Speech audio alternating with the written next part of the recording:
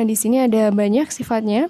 Untuk yang pertama, sifat pertama itu adalah jika ada A pangkat M dikalikan dengan A dipangkatkan N, ini hasilnya akan sama dengan A dipangkatkan dengan M plus N.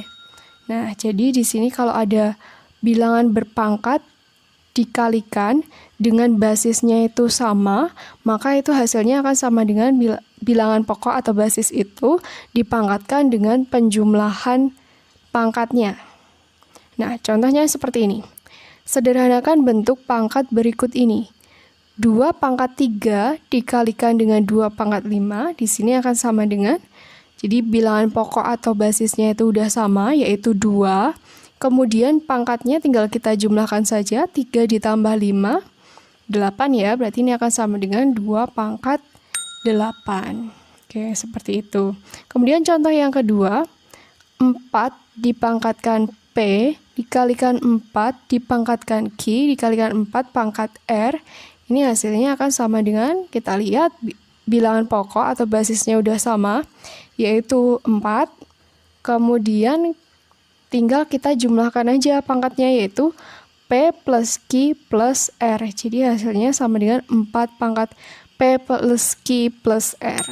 Nah, seperti itu ya untuk sifat yang pertama. Kemudian kita lanjut ke sifat yang kedua. Nah, jika ada A dipangkatkan M per A dipangkatkan N, ini hasilnya akan sama dengan A dipangkatkan dengan M dikurangi N.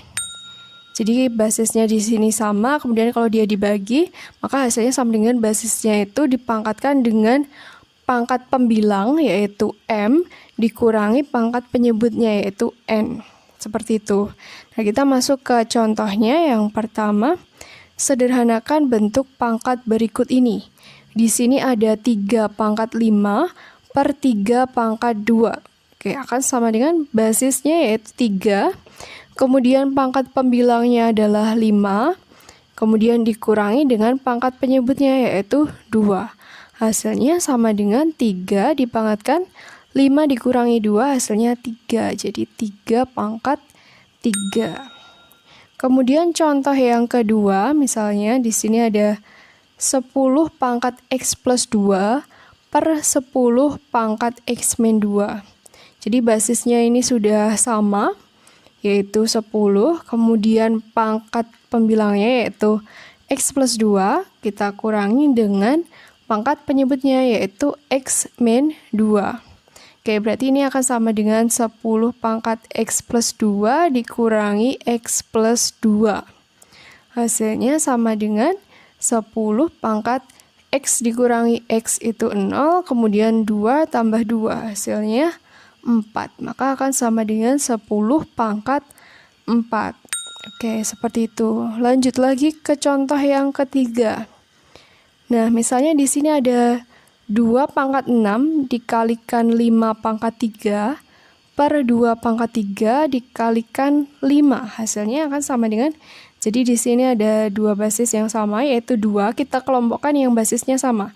Yang pertama untuk basisnya 2 yaitu 2. Kemudian pangkat pembilangnya yaitu 6 dikurangi pangkat penyebutnya untuk yang 2 yaitu 3. Jadi 2 pangkat 6 min 3 dikalikan dengan basis yang kedua yaitu 5 dipangkatkan dengan pangkat pembilangnya yaitu 3 dikurangi dengan pangkat penyebutnya 1. 3 dikurangi 1.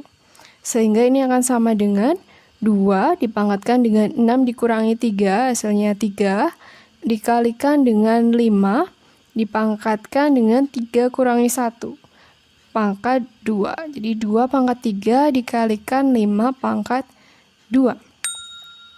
Oke, contoh berikutnya. Contoh yang keempat, misalnya di sini ada 81 dikalikan 49 per 7 kali 27. Oke, kita jadikan dulu menjadi bilangan berpangkat. Untuk yang 81 ini bisa kita tuliskan sebagai 3 pangkat 4.